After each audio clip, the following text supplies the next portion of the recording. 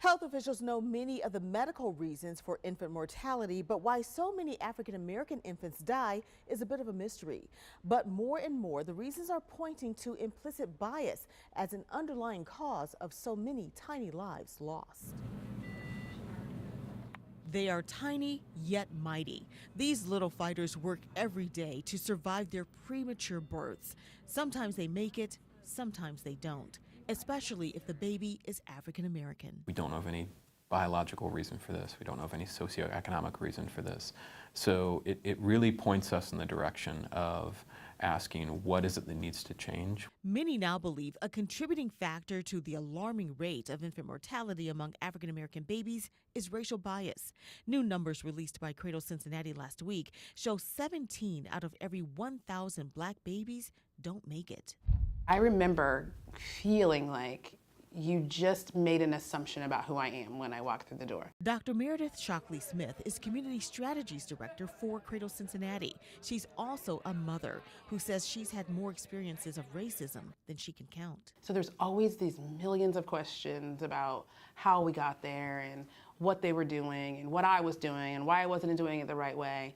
And I just remember thinking, are we gonna get to why we came? Like, does it matter that my child is sick? Leaders at Cradle Cincinnati and other local medical organizations are joining the growing chorus of voices that say implicit bias in the healthcare setting needs to be looked at further as a reason why more black infants die before their first birthdays. Implicit bias is the negative cultural stereotype that can influence the way that a healthcare provider processes information about the patient. Dr. Roosevelt Walker is an OBGYN with Tri-Health. He's also president of the Cincinnati Medical Association, which advocates for minority doctors and patients in town. One of the things that patients will report is that they were not taken seriously by the provider and that their complaints may be dismissed.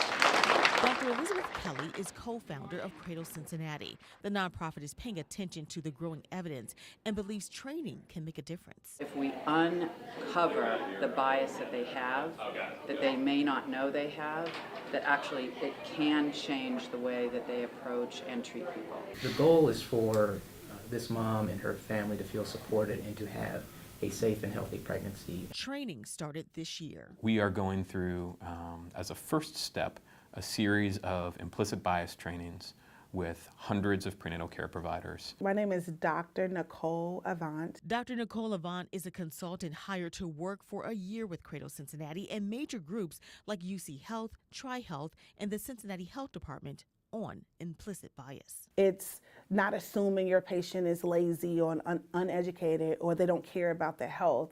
It's like checking those biases at the door. It's watching your first thoughts with your patients. It's slowing your brain down to really interpret what you're seeing. The training is designed so that it's informative, not judgmental. We use a lot of active learning, a lot of activities where it forces you to see your own biases. I'm not telling you, you've identified it for yourself. Both UC and Tri-Health hospitals will examine their leadership structures with Dr. Avant to answer the question, are they inclusive enough? There aren't a whole lot of African American OBGYNs. In fact, only 2.7% of doctors in Cincinnati are African American. Avant and others who've done research on the relationship between implicit bias and infant mortality know changing attitudes is difficult. Because if you just put out disparities, people will say, well, if they would only make better choices, if they would only eat better, if they would only exercise more. But if it saves tiny lives, it's worth a try. We want to have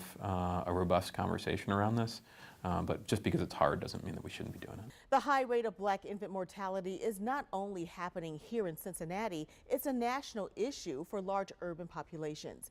You can check our stories from other families who have been through this on the WCPO app on your favorite streaming device like Roku or Fire TV.